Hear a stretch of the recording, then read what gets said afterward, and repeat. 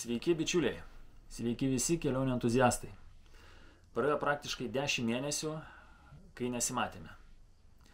Dabar mes vėl čia, grįžom. Grįžom vėlgi su naujais maršrutais, naujais planais ir galbūt netgi su naujais laivais. Vasara, kelionių metas. Kas stengiasi vasarą praleisti šiltuose kraštuose, o kažkas tai stengiasi vasarą peržiemoti. Mes jau ruošiame kuprines, krauname, tikriname sąrašus, valome dulkes nuo objektyvų, kad turėtume ką jums parodyti. Bet apie viską nuo pradžių. Šiemet vėl ruošiamės plaukti į Arktį, plaukti į Svalbardą. Planai išlieka taip pat ambicingi, kaip ir pernai, vadinasi pasiekti ledo kraštą, apiplaukti visą Špicbergeno salyną, pamatyti ruonį, vėplį, baltąją mešką, bei papasakoti šimtmečius menančias medžiotojų istorijas. Tai laukia nemažai darbelio, didžioji dauguma jau yra padaryta, beliks tik tai viską apkeliauti. Bus šalta, bus gražu, bus tikra. Taip kad tie, kurie dar neprenumeruojate kanalo, prenumeruokit, kad nepramiegotumėt poliarinės dienos. Tik grįžus iš pačios Svalbardo kelionės, jau vėlyvą rudenį pradėjau ieškoti plieninio laivo. Ir turėjau tokius kelis variantus, todėl paplanavom išvyką į Olandiją, į buriavimo Lopšį. Ir buvau nusižiūrėjęs 2 tokius laivelius, plieninius, taip maždaug apie 40 pėdų, ženkliai didesnius negu prieš tai turėtas laivelis. Na ir trumpas reportažas iš Olandijos. Einam, susirasim pirmiausia, kur jūs čia stovi.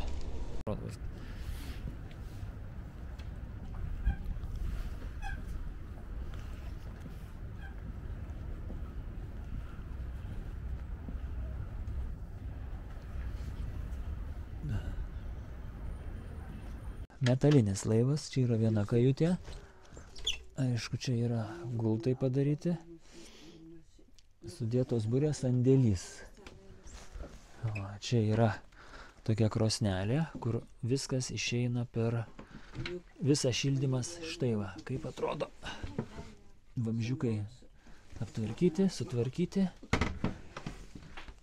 Ir ką, keliaujam toliau. Čia va yra virtuvė. Aha, čia virtuvė yra. Čia žmonės gyveno 20, sako, ar 40 metų. Atrodo neblogai iš tikrųjų. Čia yra dar vienas kambariukas. Šiaip tai labai jaukus. Opa. Kaip atrodo gultas, jutas vadinamas. Na ir čia yra vonia. Vonia, tai irgi klasiškai atrodo iš tikrųjų.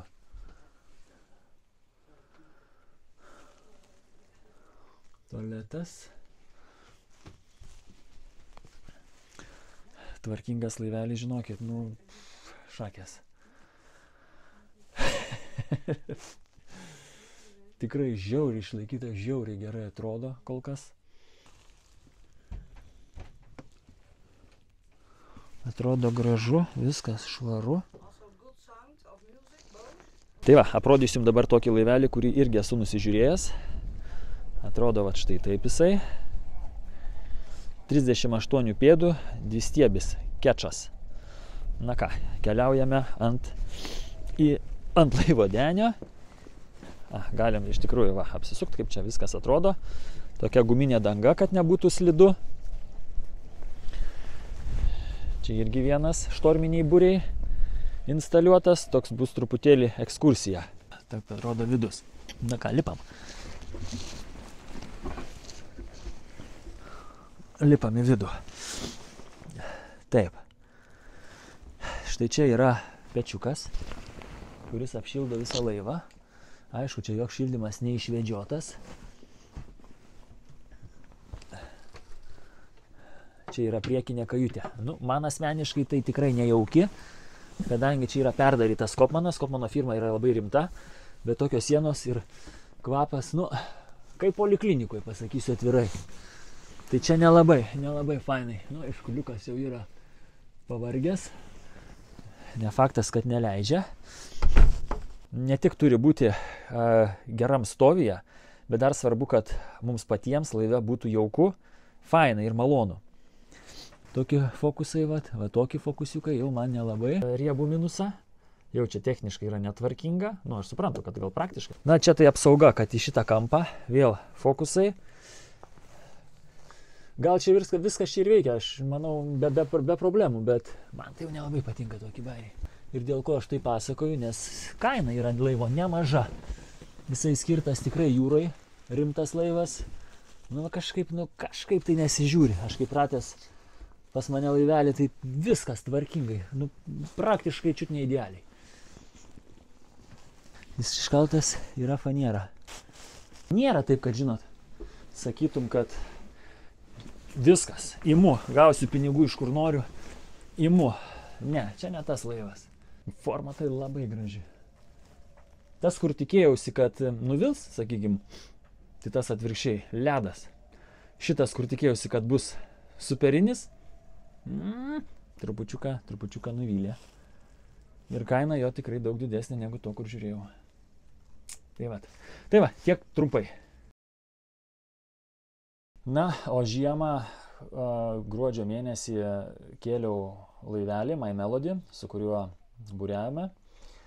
Ir buvo problema su varikliu, buvo tarpinė prakirus, leido tepalą, tai teko išimti visą variklį ir jį nuvežti meistrui. Tai dar šiuo metu variklis nėra įdėtas laive, bet kitą savaitę jau važiuosim ir įdėsim variklį po vadinamo kapitalinio remonto. Naujos dalys nupirktos, viską, kad laivelis būtų uoga. Tai iškėlėm laivą, pastatėm ir kadangi esu nusižiūrėjęs dabar pleninį laivą, apie kurį papasakosiu jums irgi neužilgo, tai My Melody paliksim krante. Šiandien atvykom kelt laivą. Va, laivelis štai taip atrodo, sukaustyta šiandien tarp ledų, trupučiuką pašalo, jis taip gražiai šalo ir šiandien mes įkelsim štai su šitu kranu. Ir stiebą reikės nuimti. O, kaip faina, per ledus.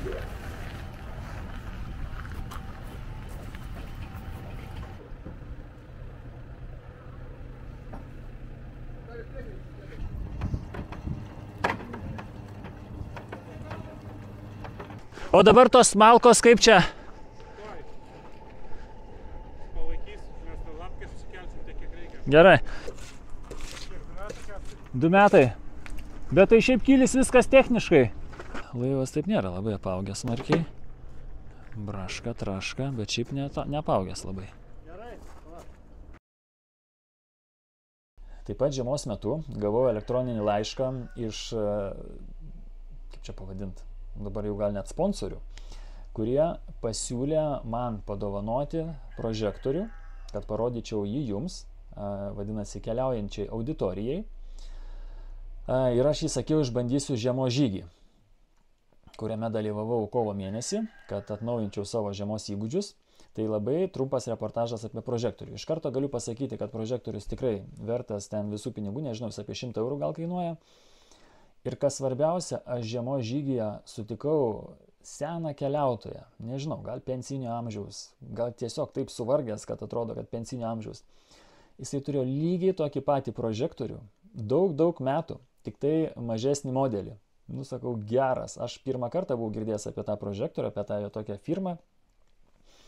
Ar sakau, ar geras prožektorius? Sako, superinis. Tik tai mano buvo daug didesnis, o pas jį toksai mažiukas ultralaitui skirtas. Tai labai trumpai apie patį prožektorių. Pažiūrėsim, kaip atrodo čia dabar tas Armitekas. Taip, čia matau laikiklis vienas. Čia laikiklis ant galvos.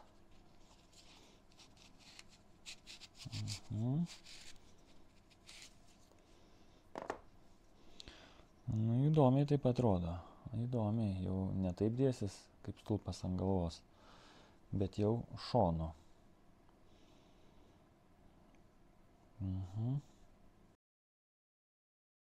Kas būsite Norvegijoje, Osle, labai rekomenduoju aplankyti 2 muziejus.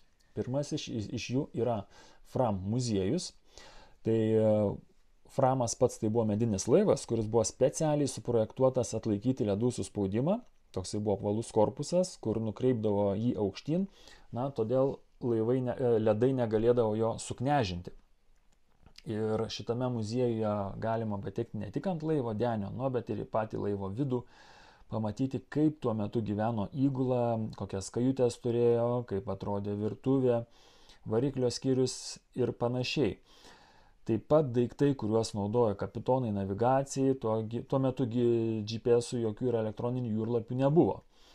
Tai šitų laivų pats Nansenas plaukiojo po Arkties vandenyną, norėjo pasiekti šiaurės ašigalį, jie tuo metu dreifavo, norėjo pasižiūrėti, kiek toliausiai jiems pavyks nudreifuoti, tačiau iššalo leduose, nes buvo tikrai sunkios labai sąlygos, bet jie grįžo į Prano Juozapo žemę, laivas savo ruožtu grįžo į Norvegiją, labai įdomi be galo istorija, tai labai rekomenduoju ją aplankyti.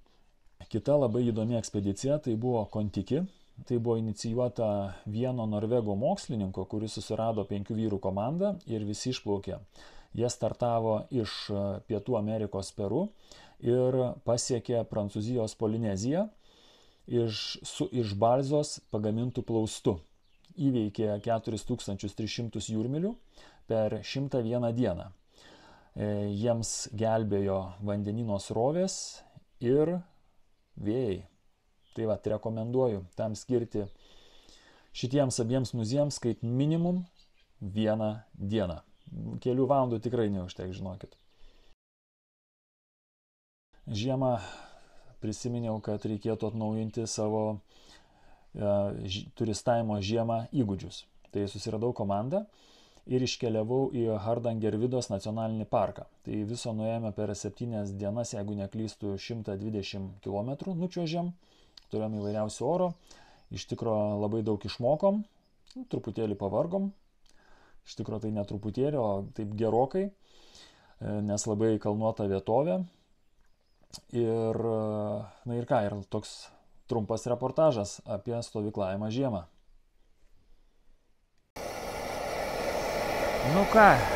Šildomės, užsimečiau iš karto pūkinės striukę, iš karto šilčiau. Bet jau flisiukas tai šlapias, kaklas šlapias, kepurė irgi šlapia. Tai biškį vėsiu, bet dabar pasidarėm tokią virtuvę. Ir kad kojas galėtumas sėdi palapiniai, kojos nuleistos savo gražiai. O čia jau skirta patalpa miegojimui. Atsinešėm daiktus. Ir ką, dabar tirpinam sniegą. O, jau visai neblogai. Reikės dadėti sniego ir reikės užsipilti termosus, visą valgymą. Striukė tai irgi belekas ledas, nes minusas buvo, tai yra pliusas. Visa šlapia, viskas čia kažkaip reikės. Žiemą yra labai problema, kad nenusidžiovinti. Turi būti saulėta, graži šalta diena, tada viskas kaip ir tvarkoj, daugiau mažiau. Jeigu taip pliusas minusas, tai ne kažką. Just filming a little bit. How we here have a nice cooking. And it's look at I'm standing right up and down. Oh, very good. Tai Sina trupučiuką ruošiam vakarienę. Dabar išbandau naują prožektorių, kurį man padovanojo. Atsiuntė, tai pažiūrėkit, kaip šviečia. Matot, kaip šviečia, čia šakės, jisai kosmisas, ne prožektorius. Labai įdomu, kaip jisai šitų pajėgumų veiks pilnai. Dabar taip, mūsų naudojam su Modestu, kur padarėm tokią lentelę. Ina turi savo, bet sakėm, bandysim mano technologijas. Vandeniuko, vandenuko kiek. But not yet, but almost, yeah. Pavakarieniavom ir dabar miegot. Lauke siaučia nemažas vėjas. Visa palapinė, bet palapiniai pasakėlė. Pasikeičiau kepurę, nes visa šlapia. Ina jau irgi ruošiasi jau miegot. Tai, reikia taip nusukti. Naudoju prožektorių, kurį man atsiuntė rėmėjai, apie kurį jums pasakoju. Kol kas tai superinis daiktas, 4 režimai yra. Nu, kol kas veikia kosmosas, bet man labai svarbu, kiek laikys baterija. Bet apie tai paskui papasakosiu. Dabar dar procedūrų noriu parodyti, kokią čia daryti reikia. Svarbiausia, kad į palapinę nepatektų drėgmė. Tai reikia, pavyzdžiui, savo batus, taip. Nu, pirmiausia, tai šitas kelnes, kadangi su jom lipsiu, jau aš apsivaliau, aišku, lipsiu, turiu tokį šepetuką ir gražiai apsivalau. Batus irgi galima apsivalyti, kam čia reikia, kad viskas būtų švaru, suprantat. Ne, ir viskas striukė, taip pat ir panašiai. Čia virtuvė mūsų. Termosiukai paruošti, rytoj dasipildysim. Ten antras kuras, o čia taip atrodo mūsų miegas. Ir tuoj lysim, pašvečiu jums. Tai Na, šią naktelę tai gerai stuktelsi. Pažiūrėkite į dangų. Giedra, rausva. Bus čia -25. O mes šiltai. Valgy daromės. Visi savo palapinėse. Toks vakaras. Pasaka. Pabandysim paragauti kemperos. Užsipylėm. Žiūrėsim, kaip čia viskas atrodo. Kvepia neblogai. Reikia išbandyti, kiek čia tų kalorijų. Irgi nemažai. 400 beveik. Nagi, su vištiena troškinukas.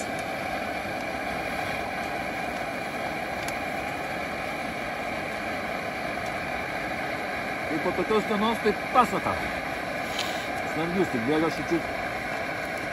Nu, labai fainai. Ačiū iš tikro kemperai.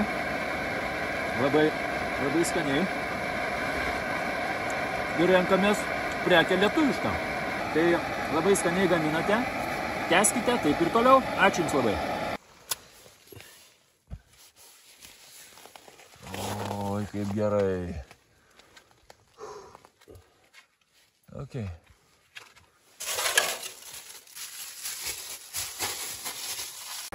Matthew, open it a little bit. Na, prikrovėm sniego, tirpdysim dabar, kad gautųsi toks butelis. Šitą visą litrą reikia išgerti prieš pusryčius. Ok, Matthew, thank you. Na, ok, kiek čia turim temperatūros? Palapiniai turime 10. Tai laukiai yra apie 15 kažkur tai. Išmiegojom visai neblogai, skauda šonus taip. Visą šitą buteliuką reikia išgerti skysčių litrą, kad apsisaugot nuo dehidratacijos. Termometras, kaip matė, atrodė palapiniai 10-12, laukia apie 20-15. Sunku pasakyti, šalta, dangus giedras, labai gražus oras, paskui parodysiu. Tai dabar darom valgyti, atrodom taip, nes apsirengę, palapinė visur kondensatas, visur sniegutis, o visą naktį ant veido lyjo. Tai tokia ryto romantika, pusryčiausim ir ką, vėl į kinkinius. Rytinis vaizdelis štai toksai. -25 buvo naktį. Tualete kažkas. Mažiausias malonumas. Čia mūsų daiktai.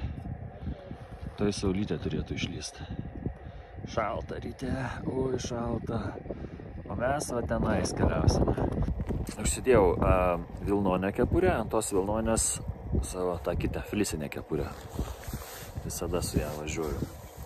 Nes naktį tikrai jau buvo šalta su viena miego, tai teko užsidėti antrą pukinę striukę. Kelnės tai paprastos, šturminės tokios, bet šalta. Pirštinės šala rankos kiaurai. Tai viskas einu į palapinę, pasidarysim valgyti viską ir lauksim, kol saulė išlys. Iškart turėtų būti daug maloniau. Na ką, Džonas įkišo koją šiandien kažkur, neaišku, kur reikia.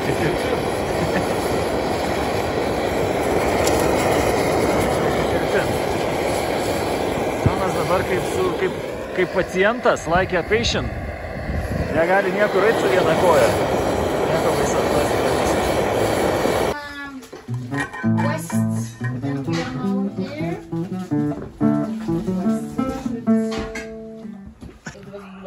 Yeah, every night was just blood. Turim tėvuliuką, Feet, as long as I put sticks Vino, of tape on. Romo. O, That was just from the frozen boot, the boot was frozen this morning. maistelio. Oh, yeah, okay, so It was rubbing.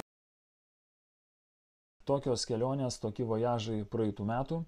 Ir dabar dar labai trumpai noriu papasakoti apie Sibionics GS1. Tai yra tokia nuolatinė gliukozės monitoravimo sistema, kuri padeda jums sekti glikemiją esamų momentų. Užsikliavau šiandien štai vat tokį jutiklį. Turim Sibionicsą, tai yra, kaip sakyti, matuoklis, kuris realiu laiku matuoja jūsų gliukozę kraujyje. Reiks pabandyti įsišauti. Taip. Opa. Ir, nu va, kaip gražiai laikosi. Nu va, dabar monitoruosim glikemiją kraujyje. Papasakosiu apie tai eigoje. Kuris visus duomenis siunčia į mobilų telefoną 5 minučių intervalų. Vadinasi, ką pavalgau, po 5 minučių iš karto galiu matyti, kaip veikia mano organizmas. Kodėl dabar taip nusprendžiau? Kadangi kelionė neužilgo, turiu prasitestuoti ir kelionėje bus tikrai nemažai iššūkių. Vadinasi, ir šaltis, ir badas, ir vargas, ir nemiga, ir stresas. Dėl to noriu pažiūrėti, kaip visi šitie faktoriai veiks į mano glikemiją. Kodėl tai yra svarbu?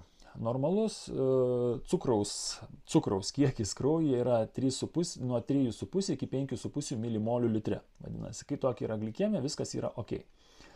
Tačiau pavalgius tam tikrų maisto produktų, pavyzdžiui, torto gabaliuką, glikemija gali pašokti iki 8, 9 ir panašiai. Ką tai reiškia? Jeigu glikemija pašoka, jums pavalgius 1-2 milimolius, viskas yra tvarkoje. Bet jeigu jau pašoka 3 milimolius ir į viršų, jau nėra gerai. Vadinasi, gaunasi tokie pikai, kurie organizmui yra vargas ir bėda. Gali sukelti širdies kraujagyslių ligas, lėtinius uždegiminius procesus, veikia tam tikras organų sistemas ir vystosi cukrinis diabetas, atsparumas insulinui ir daug kitų dalykų. Dėl to reikėtų žinoti, kokia yra jūsų glikemija, kaip jinai reaguoja į vienus ar kitus faktorius, mityba, stresas, taip toliau ir panašiai. Visas šitas galioja 2 savaitės, po 2 savaičių viskas išsijungia, bet aš manau, kad tai yra pakankamas laiko tarpas pasižiūrėti, kas mums tinka ir kaip mus veikia vienokie ar kitokie išoriniai ar vidiniai veiksniai. Tai va, sekantis dalykas. Vasara, aktyvus poilsis, įvairiausios žaizdos, kurias galbūt netgi reikia siūti. Tai yra Edgelok. Štai vat tokie vat žaizdų uždarimo mechanizmai.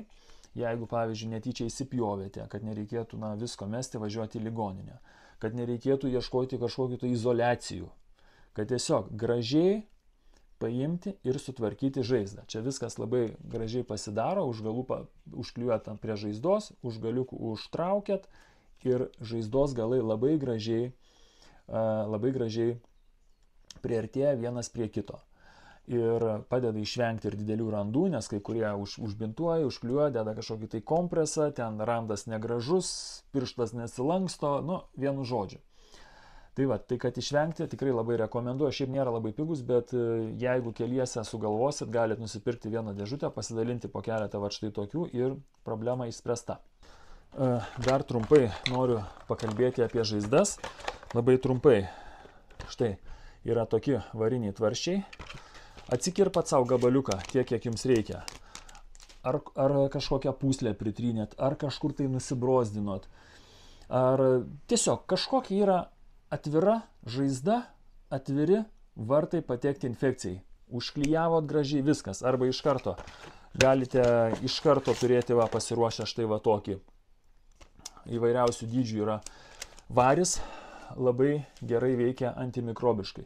Nereikia jokių Nuo jokių ten tvarsliavos kažkokios, tai ten pilti kažką, tepti, makaluoti, perrišinėti ir taip toliau. Uždėti, jeigu jisai švarus, sausas, gražus, tegul būna, tegul žaizda gyja.